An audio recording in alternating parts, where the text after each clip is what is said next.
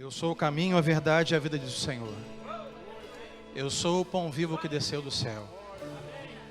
Aquele que de mim come jamais terá fome. Aquele que de mim bebe jamais terá sede. Hoje coma e beba do Senhor Jesus. Diga para Ele: Senhor, eis-me aqui. Eis-me aqui, Senhor, em Tua casa. Senhor, eis-me aqui em Tua presença. Eis-me aqui, ó Deus, para ouvir a Tua voz. Eis-me aqui, Senhor, para bendizer o Teu santo e bendito nome. Senhor, eis-me aqui porque, Deus, nós carecemos de Ti. Diga isso para Ele hoje: Deus, eu reconheço que eu preciso de Ti. Deus, o que é a vida sem o Senhor? Deus, o que é a existência sem o Senhor?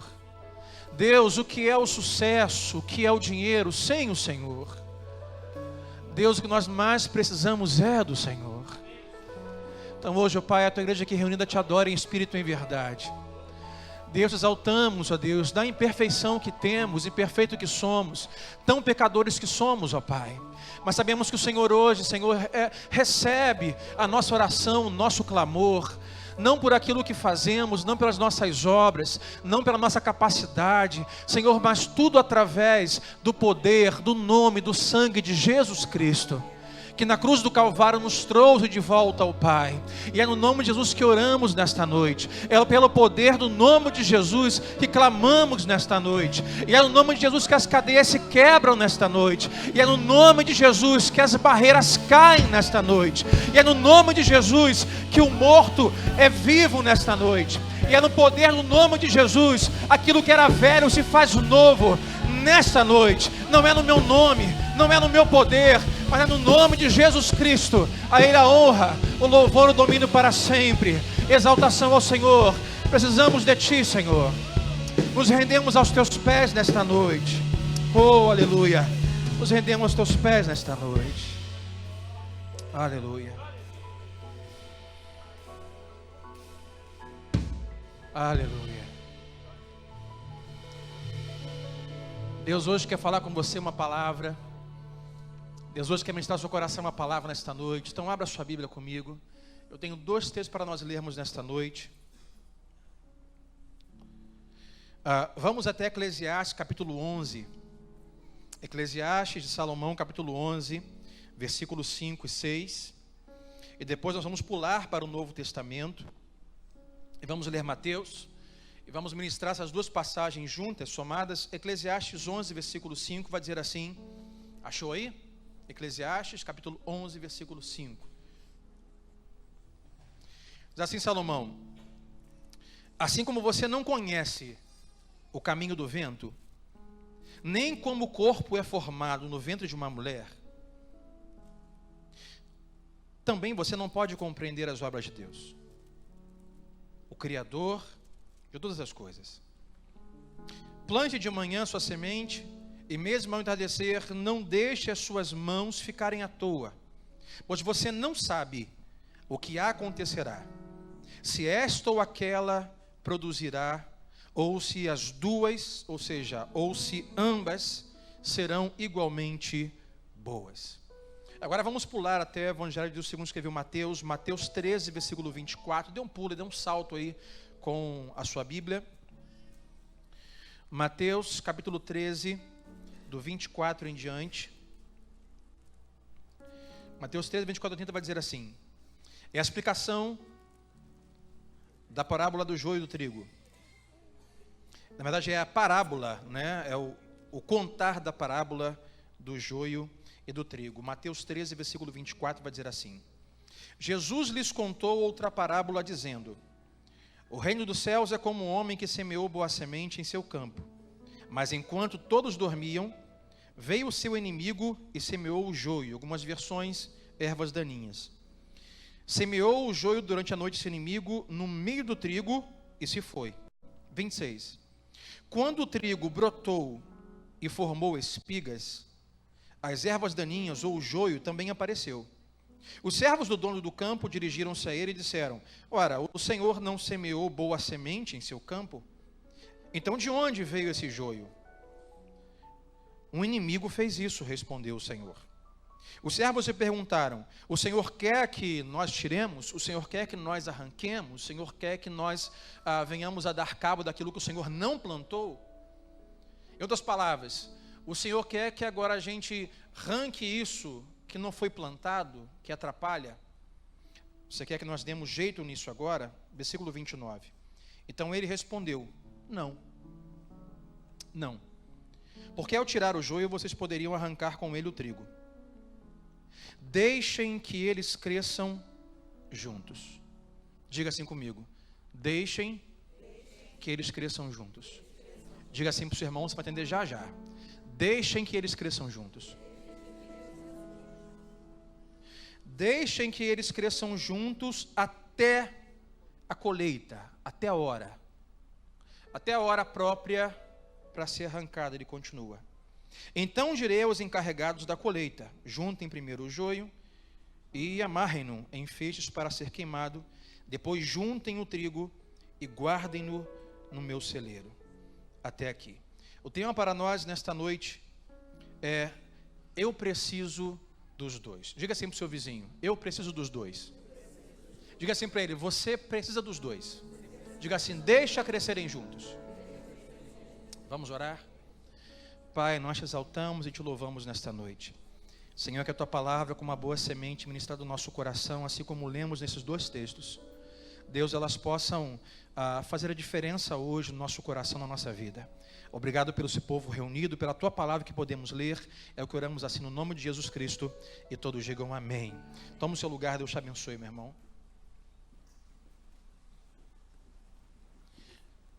Olhando primeiro o texto de Mateus, a realidade aqui é que Jesus está na difícil tarefa de explicar para os seus discípulos sobre um reino que para eles é quase incompreensível. Os discípulos de Jesus estão esperando, estão maquinando já há um tempo um tipo de reino que Jesus inauguraria na terra com eles. E seria um reino militar, seria um reino de posse, seria um reino de força, um reino de guerra, um reino vitorioso.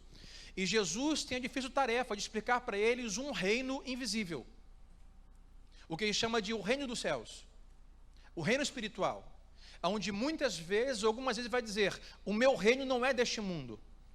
Então a tarefa de Jesus é explicar para os seus discípulos como se comporta, o que é este reino invisível para eles. É uma tarefa difícil. E por isso Jesus tem que fazer algumas coisas juntas. Jesus precisa explicar sobre o reino, mas também precisa demonstrar o que é o reino.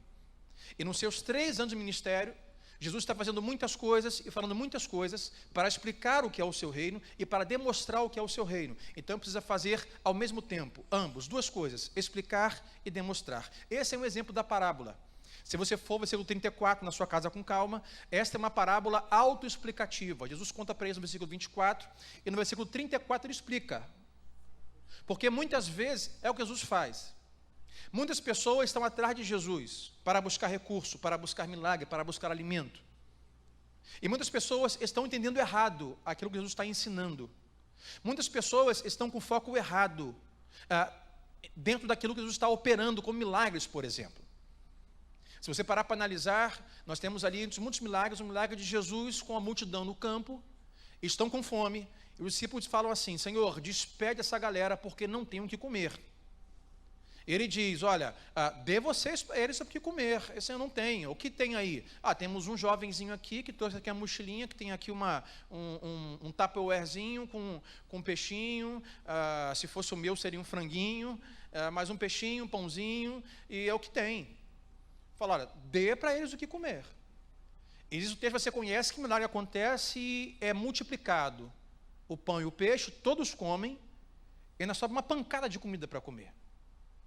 E as pessoas estão maravilhadas com aquilo. Só que percebe-se, ou o que eles não percebem, é que esse milagre, como tantos outros, está vinculado ao que Cristo quer ensinar e demonstrar sobre ele, o seu reino. Uma das funções desse milagre de Jesus é ensinar o que ele fará na cruz. Que assim como o pão e como o peixe foi partido por muitos, foi dividido para alimentar a muitos, que ele também iria para a cruz, seria partido, seria moído por nós, pelos nossos pecados, mas as pessoas tinham com foco no milagre, simplesmente a provisão. E não viam com aquele milagre o Cristo, o Rei dos Reis, o King of the Kings, mas via o Cristo Burger King, o Cristo, o Rei do hambúrguer, o Rei do pão e do peixinho, o Rei do milagre. E por isso muitas vezes eu tinha que explicar, porque ao demonstrar alguma coisa, eles poderiam ter um motivo, foco, um entendimento errado. Então eu tinha que demonstrar e explicar ao mesmo tempo. Por exemplo, esta parábola, se você for lá no versículo 34, diz que Jesus, depois que contar essa parábola, chama os seus discípulos para outro canto. Fala assim: vocês entenderam o que eu disse, o que eu expliquei sobre o reino? E ele explica: olha, esse campo é o meu reino, esse trigo semeado, meu pai que semeou, e esse joio, essa erva daninha que durante a noite foi semeada, o inimigo aí é o diabo e tal. Olha, não será separado o joio do trigo até o dia da volta, o dia que eu voltar, no dia da colheita, então separaremos quem é do Senhor e quem não é do Senhor, quem é a família de Deus e quem é a família de Deus. E ele explica. Então tem sempre que explicar e demonstrar. Um exemplo entre tantos, é Jesus quando está curando aquele paralítico. Jesus chega para o paralítico e fala assim: olha, ele está acamado, está paralítico, e fala assim: seus pecados estão perdoados. Quando ele diz, seus pecados estão perdoados, ele está explicando a seguinte coisa, porque eles estão indagando em sua mente: quem é esse que perdoa pecado, se só Deus pode perdoar pecado? Então, quando Jesus diz, seus pecados estão perdoados, ele está explicando quem ele é. E quem ele é? Deus. Mas eles não entendem. Então, o que ele precisa fazer é demonstrar. Então, o que ele faz? Seus pecados estão perdoados. Ninguém entende. Então, ele fala assim: pega a tua cama, levanta e anda. Sabe o que é isso? Estou demonstrando, através desse ato, a autoridade que eu tenho, quem eu sou Deus, levanta e anda. Então Jesus tinha que explicar e demonstrar, ambos, duas coisas juntas. E quando lemos a parábola, Jesus está tentando explicar para os seus discípulos o reino usando um símbolo natural, para explicar algo espiritual, usando o símbolo de um trigo, para explicar o seu reino espiritual. E ele vai dizer que esse Senhor, ele veio e semeou a semente do trigo, mas ele vai dizer que durante a noite vem um inimigo e semeia outra semente ruim, e a erva daninha cresce junto com o trigo. E os discípulos começam a perguntar assim: quem é a erva daninha? Quer que nós tiremos? Ele fala: não quero. Elas precisam crescer juntas até chegar a hora.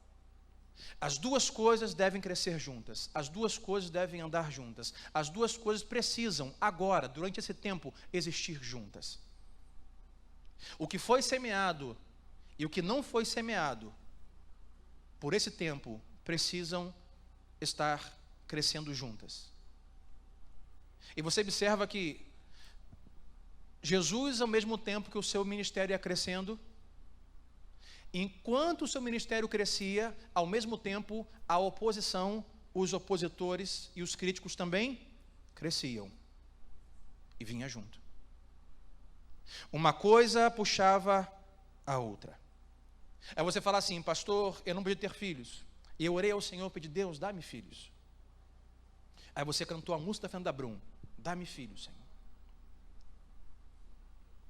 De repente você tentou uma gravidez, perdeu. Tentou a segunda, perdeu. Tua terceira, e você orou. E Deus semeou na sua vida essa bênção de ser mãe, gerar filhos. Aí você agradeceu a Deus: Senhor, muito obrigado pelos meus filhos. Mas o que você não sabia é que algumas coisas vinham junto nesse pacote. E você está falando assim: Senhor, tem misericórdia da minha vida. O que eu faço com esse garoto?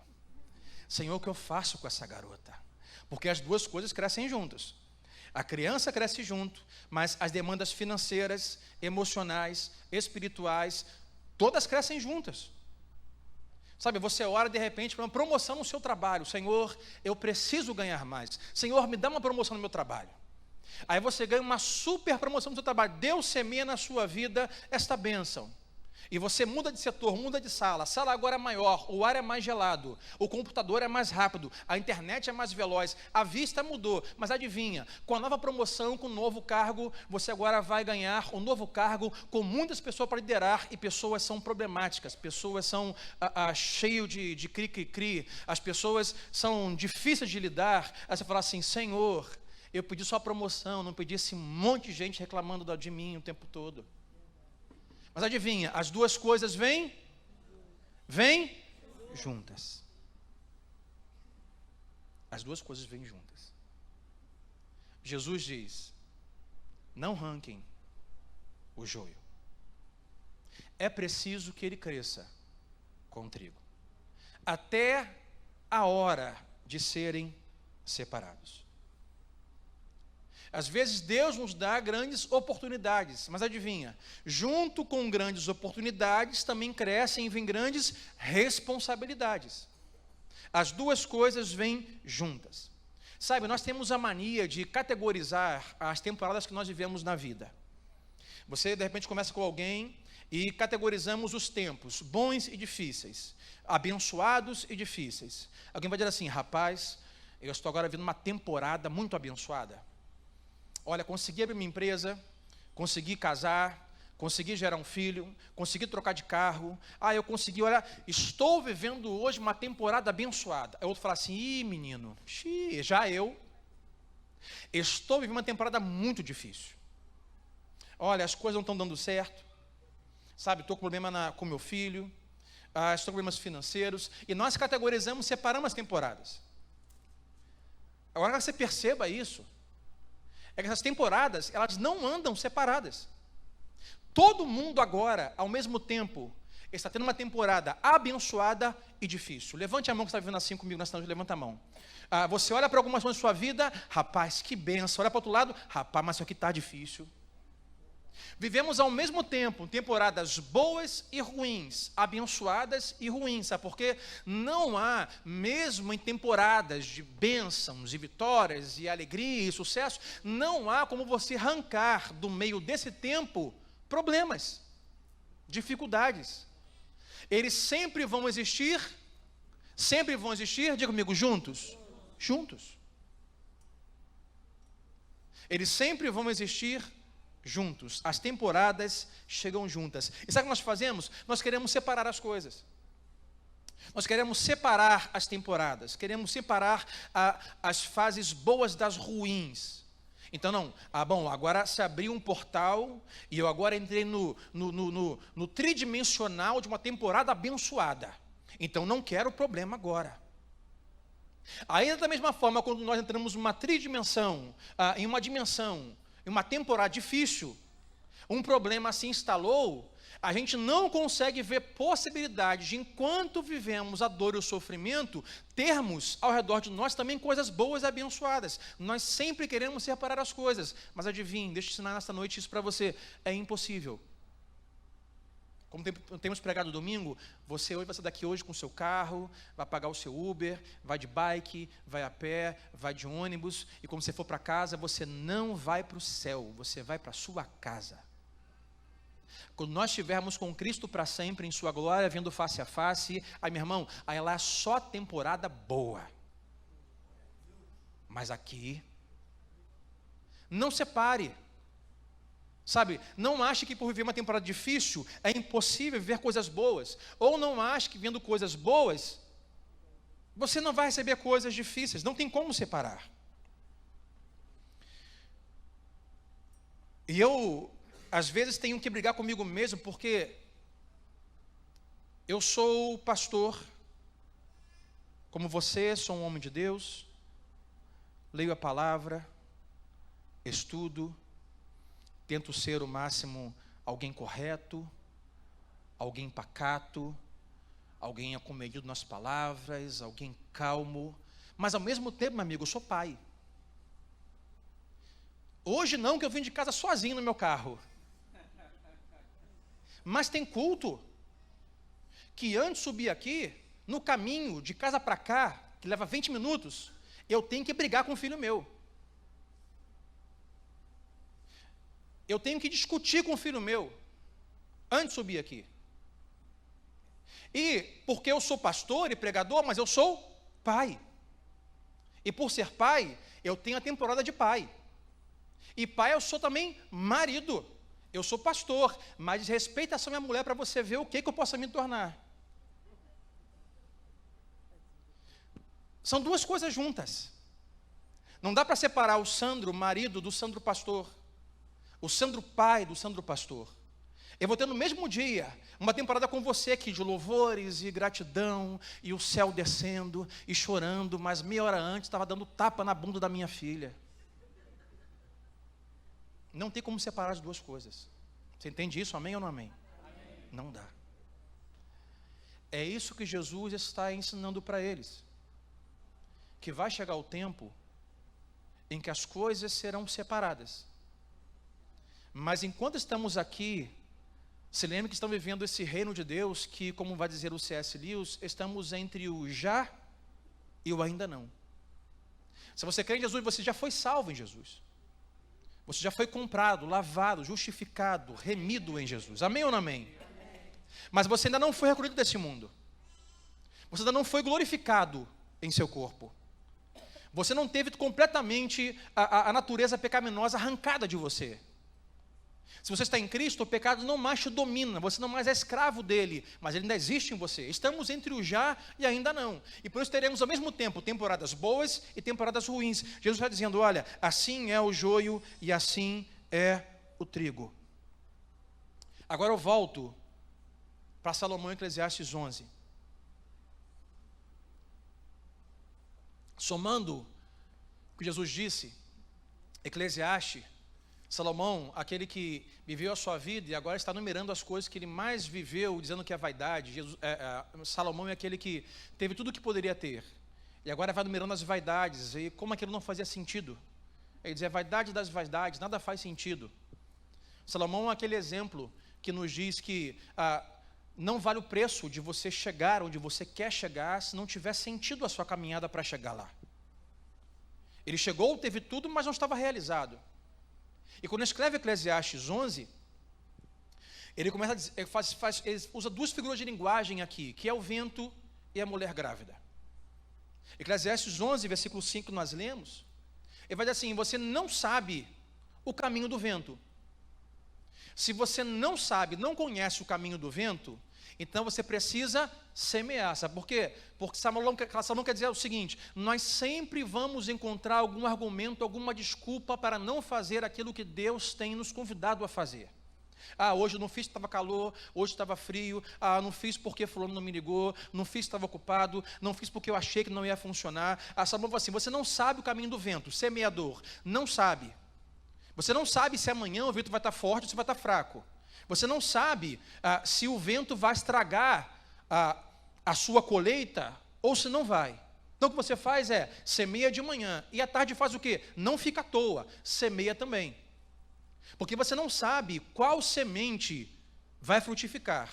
Se é que você semeou pela manhã, se é que você semeou à noite, ou se é ambas as sementes. As duas vão frutificar. É o que fala versículo 5.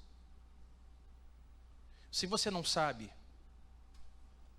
você precisa semear. Digo isso porque muitas vezes nós estamos vivendo temporadas difíceis, sem perceber as boas. E nós achamos porque temos vivido coisas que nós não plantamos. Há joio, há ervas daninhas que estão nos machucando, nos maltratando, nos fazendo sofrer, nos entristecendo, nos parando. O que nós fazemos é parar de semear. Paramos de crer, paramos de orar, paramos de conversar com Deus, paramos de frequentar as reuniões da Nova Vida, paramos de ir aos grupos pequenos, paramos de fazer as coisas que fazíamos, porque perguntamos, eu não semeei isso, e não é digno eu colher isso. Não foi esse tipo de semente que eu plantei. Não sei qual foi o inimigo que de madrugada veio e semeou esse joio, mas não foi eu. Salomão diz, olha, você não sabe de nada. Ele vai dizer, se você não sabe o caminho do vento, como pode você conhecer, versículo 5, eu vou ler, como pode você conhecer ou compreender as obras de Deus? Você não sabe o que Deus pode estar fazendo na sua vida. com esse joio, com essa erva daninha. Você pode não compreender o porquê algumas coisas estão acontecendo na sua vida. Já que você não compreende e não sabe como Deus pode estar usando isso ou não, eu somo Salomão com Jesus, você não deve tentar arrancar, ainda não, porque você precisa dos dois agora. E Deus pode usar essas duas coisas para a glória dele e para o seu bem. E Salomão vai usar uma outra figura, uma outra imagem. Ele vai dizer: vocês não conhecem o caminho do vento e vocês não conhecem como se forma o corpo, a vida, no ventre de uma mulher. Vocês não conhecem. Sabe, há coisas, eu estava pensando, há coisas da vida, há coisas da gestação, do gerar alguém no ventre, que você pode ir no médico e o ultrassom vai dizer para você: é menino, é menina. E são dois, é sorte ou azar. E aqui, ó, vai ser cabeçudo. Ah, vai ser grande. Ah, vai ser isso. Mas observa que tem coisas que o ultrassom não pode revelar numa gestação. Porque a vida é formada de ossos e de espírito. Deus, quando pega do barro e faz o homem, diz que ele sopra do seu espírito. No original grego, ruá. Espírito, vida. Uma vida para se formar precisa de ossos e respiração. Precisa de estrutura e espírito. Então isso quer dizer que toda a estrutura que se pode ter sem espírito não tem vida. Ou todo o espírito e respiração que se pode ter sem estrutura não tem vida. Isso me abre um parênteses, que muitas vezes nós pedimos a Deus que: Senhor, me dá mais do teu Espírito. E muitas vezes nós não conseguimos viver esse mais do Espírito de Deus. Sabe por quê? Porque nos falta estrutura, conhecimento bíblico, maturidade. Muitas vezes nós temos estrutura, temos teologia, maturidade, conhecimento, sabedoria, mas somos frios porque nos falta o Espírito. E muita estrutura sem Espírito não tem vida. Uma igreja, por exemplo, poderemos ter aqui grandes estruturas. Para quem passasse aqui e dissesse assim: olha, que sucesso esta igreja, que coisas boas eles fazem. Mas uma igreja com muita estrutura, sem o Espírito de Deus, não tem vida. Assim como nós poderíamos rogar a Deus e pedir: Deus, dá no teu Espírito, Deus, dá na tua graça, Deus, enche este lugar com o teu Espírito, Deus, manda pessoas para cá, traz para cá surdo, mudo, aleijado, cura todo mundo. Aí Deus falar assim: olha, eu não posso fazer o que você me pede, eu gostaria, porque vocês não têm estrutura. Vocês não amam as pessoas, não servem as pessoas, não cuidam das pessoas, eu não posso mandar mais pessoas para aí. Estrutura e vida. Estrutura e Espírito traz vida. Salomão diz: vocês não sabem como a vida se forma. Você conhece, quem sabe, ali anatomia, você pode ver ultrassom, mas a vida não se trata só disso. E portanto vocês não podem conhecer ou compreender as obras de Deus. Se você não pode compreender as obras de Deus, sabe o que você faz? Só semeia. Semeia e fica com a sua fé depositada no poder da semeadura do trigo. Não importa se tem erva daninha, não importa se tem joio. Senhor, eu não plantei isso. Senhor, eu não sei quem semeou isso. Senhor, eu não sei por que aconteceu isso. Quando olho para Jesus, eu percebo que Jesus nos ensina também que nós precisamos de amigos, mas nós também precisamos de inimigos. Que isso? Faz sentido Jesus escolher João para ser seu discípulo. Estamos falando sobre Apocalipse. Jesus escolhe João. João vai ser seu melhor amigo. Faz sentido ter João por perto. João é aquele que vai cuidar da sua mãe lutada, Maria. João é aquele que Deus vai usar para escrever Apocalipse para as igrejas. Faz sentido. Mas não faria sentido Jesus escolher Judas. Jesus escolhe os 12 e sabe desde o princípio que entre os 12 Judas é o próprio diabo, é o demônio. Jesus, quando conta essa parábola para os discípulos, sabe quem está ouvindo? Judas. Jesus precisa de João e precisa de Judas. Jesus precisa de João para cuidar da sua mãe, para escrever Apocalipse. E Jesus precisa de Judas para levá-lo para a cruz, para sofrer, morrer por nós e trazer a salvação para nós. Amém. Se não fosse Judas, se não fosse o usar de Judas, Judas foi usado por Deus para que fôssemos salvos. Então você precisa dos dois. Senhor, dá-me amigos e me livre, aniquile, mate, derrube os meus inimigos. Você precisa dos dois. Sabe, hoje quando olho para mim, já 44 anos de idade, eu vejo que um pouco de quem eu me tornei está diretamente ligado dos tropeços que eu tive, dos erros que eu cometi.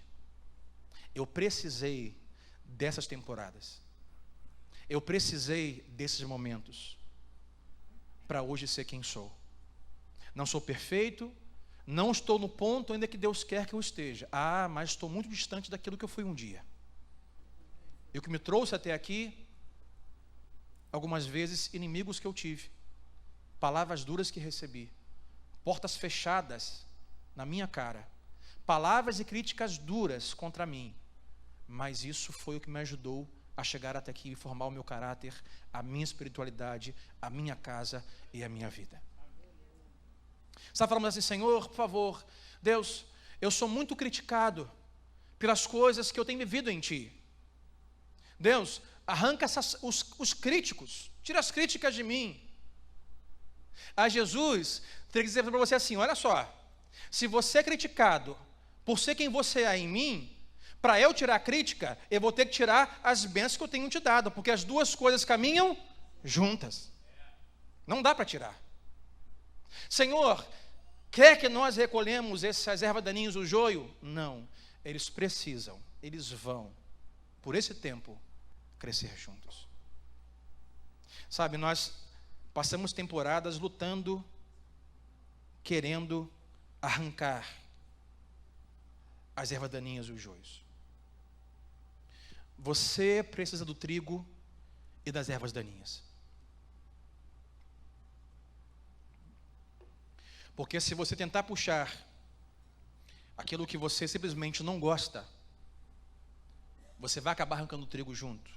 É o que Jesus está dizendo. Olha, porque o que acontece o problema aqui está na superfície. Trigo e joio, eles crescem aparentemente, são parecidos, e lá embaixo, nas raízes, eles estão entrelaçados, misturados, trigo com joio, raiz com raiz. Então, se você pega o joio, a erva daninha, e você arranca, você pela raiz traz junto o trigo, você mata o trigo. Então, o problema, muitas vezes, não está na superfície que você pode ver. Está abaixo, está no subterrâneo, está no nível abaixo que você não pode ver, a raiz, que da vontade de Deus está ali por enquanto, como o texto da parábola, entrelaçado por enquanto, eles precisam estar entrelaçados. Sabe, há dores e sofrimentos que você pode estar vivendo, viveu ou vai viver em uma temporada que você não vê. Mas essa dor, na raiz dela, ela está entrelaçada com o propósito que Deus tem para a sua vida. E se você tentar arrancar esta dor, você pode arrancar o propósito na sua vida. Está junto. Sabe, eu me lembro lá em casa, morava no Alcântara, vou ter morado no Alcântara há pouco tempo agora, mas morava com os meus pais, era pequeno, minha mãe vai lembrar, nós tínhamos um jardim na frente de casa, e aquele jardim era mais um cemitério de planta do que um jardim. Plantava, não dava certo, secava e tal, mas me lembro que algumas vezes a gente tentava limpar.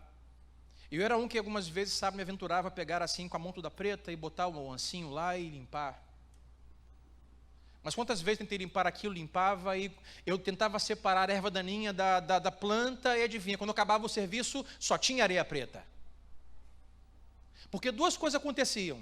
Ou quando eu arrancava a erva daninha, junto a praga, junto com a terra, a raiz entrelaçada, a planta vinha junto. E outra, em minha imaturidade, eu não era um agricultor, não era um florista, e não sou, eu por algumas vezes não sabia distinguir o que era erva daninha e o que era planta e flor. O que acontece se você tentar ser o seu autofloricultor, o seu autocultivador, e você decidir o que você quer viver e o que você não quer viver, pode lhe faltar imaturidade espiritual, como um jardineiro imaturo, e você começar a arrancar coisas que Deus quer que estejam ali, porque tem um propósito. Pode ser uma dor, pode ser um sofrimento, pode ser um evento, pode ser uma pessoa, mas você agora precisa dos dois. Eu vou te dar um exemplo de como as coisas acontecem para nós orarmos.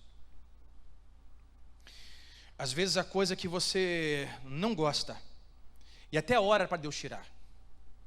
Você fala assim: Deus, eu preciso que o Senhor me use, mas para isso eu preciso que o Senhor antes tire isso da minha vida. Deus pode dizer: oi, mas eu quero usar isso na sua vida, para poder usar você. Eu me lembro de Paulo, insatisfeito, 3 vezes orando ao Pai, assim, por 3 vezes eu orei e roguei a Jesus: Deus, o que chamava de espinho na carne, tira de mim esse espinho, Senhor, na carne, tira. Aí Deus falou: porque esse espinho na carne, essa dor da sua alma, está totalmente entrelaçado em sua raiz, com o propósito que eu tenho para você. Então não vou tirar isso. Isso, no seu ministério, os dons que eu te dei e esse espinho na carne, eles precisam crescer juntos. O que eu farei, Paulo? Eu vou aumentar o fogo da minha graça sobre você. E a minha graça sobre você vai te bastar. E vemos mais na frente Paulo agradecendo, aprendeu a agradecer a Deus por aquilo que vivia, dor e sofrimento. Pegamos a história de José, e eu amo a história de José. José é um jovem, 17, 18, 19 anos, ganhou um casaco do pai especial, um casaco que representava o quanto o pai o amava. Só ele tinha aquele casaco, ele tinha coragem para usar o casaco, ele usava. Os irmãos não gostavam, os irmãos odiavam. José teve um sonho de Deus, imaturo, compartilhou com seus irmãos. Isso levou que seus irmãos o levassem até a estrada, e lá cavassem um buraco, tentaram matar ele, mas não falou: não mate ele, vamos vender, e ficou lá.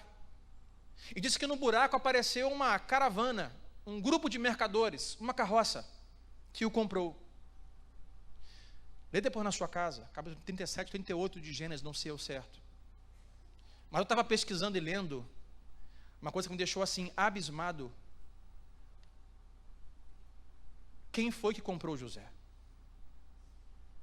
Quem foi que Deus usou para comprar José e levar ele para o Egito? Porque Deus tinha um propósito para ele, sabe aonde? Lá no Egito. Dentro da sua casa, diz que uma caravana de ismaelitas foi que levou eles. Sabe quem são os ismaelitas? Os descendentes de Ismael, filho de Abraão. O filho que Abraão fez por conta própria com Agar. Deus deu a Abraão a promessa e diga: pega a sua velhinha Sara e eu vou te dar um filho com ela. Aí Sara falou: meu filho, estou muito velha, pega essa jovenzinha aqui e tal. E Abraão cometeu o erro de pegar Agar e ter um filho com ela, e o chamou de Ismael. Um erro, uma escolha fora da vontade de Deus. E Deus usou este erro para pegar José e levar para o Egito. Porque Deus pode usar qualquer coisa para o seu propósito. Nem tudo o que acontece na minha vida foi Deus que fez. Eu posso ter escolhas péssimas e arcar com as consequências. Agora, Deus pode pegar tudo que eu fiz. Deus pode pegar tudo que o diabo intenta contra mim, porque o diabo não tem poder para fazer nada. O diabo é ministro de Deus, Deus o diabo para os seus fins. Então Deus pode pegar tudo que eu fiz, que o diabo intentou, que Deus fez. Deus pode pegar tudo e usar para o seu propósito. Então José chega no Egito e ele é preso. Prisão é bom? Não é bom. Mas Deus vai usar a prisão para apresentá-lo ao homem que vai levá-lo a quem? Ao faraó, ao chefe. Deus vai usar a prisão para encaminhar para um propósito, vai usar a dor e o sofrimento para caminhar para o propósito. Então José chega lá e fala assim: o que o senhor quer? Olha, eu tive um sonho sobre o que só você sabe interpretar muito bem aqui. Qual é o sonho? Eu tive um sonho, José interpretou e falou assim: esse sonho é de fome. Fome é bom, na terra é bom? Não, mas Deus vai usar a fome para cumprir os seus propósitos para com o seu povo, através de Jacó e os descendentes. E chega Jacó com os seus filhos para José, diz que o texto de José era para os seus irmãos, e lembra de tudo o que fizeram, e ele chora, pede para todos saírem, ele chora, vira para eles e fala assim: olha, vocês me fizeram sofrer muito, vocês me maltrataram, mentiram para o meu pai, me fizeram ficar longe do meu pai por anos, mas ele diz: agora eu entendo que Deus usou isso para poder salvar vocês, para livrar vocês. Deus pode usar qualquer coisa para um propósito. E nós não sabemos o que Ele está usando. Então nós não podemos ser os nossos próprios jardineiros, tentando arrancar algumas coisas. Porque algumas coisas precisam crescer, diga comigo, juntos. Lembra de Davi? Davi olhou para a laje do lado. Tinha uma mulher tomando sol na laje. Davi olhou e falou: rapaz, isso aí é sério. Convida, manda vir aqui. O que ele fez? Adulterou. O que ele fez? Assassinou, matou o marido dela. Arrebentou com um monte de gente. E o seu filho morreu. A atitude estúpida de Davi. Uma das maiores estupidezes que ele cometeu. Mas depois que o filho morre, com essa mesma mulher, ela tem um outro filho. E o nome dele é Salomão. Da maior estupidez que Davi cometeu, Deus trouxe ao mundo a maior sabedoria que já existiu. Deus pode usar qualquer coisa. Não tem erva daninha, não tem joio que você pode hoje estar sofrendo, dor, temporada difícil, dizendo: Deus arranca isso, Deus muda isso. Sim, ore, é direito. Mas saiba que Deus quer usar qualquer coisa. A raiz da dor e do sofrimento, da temporada difícil, pode estar entrelaçada com os propósitos de Deus para a sua vida. Jesus não despediu Judas, mas conviveu com ele por 3 anos, contou parábolas que atingiriam ele, ceiou com ele, e Jesus sabia: eu preciso de João para cuidar da minha mãe, mas eu também preciso desse traidor para me levar à cruz, para cumprir o propósito de Deus, o qual eu fui enviado para este mundo. Diga assim comigo: eu preciso dos dois. Fique de pé comigo, vamos orar.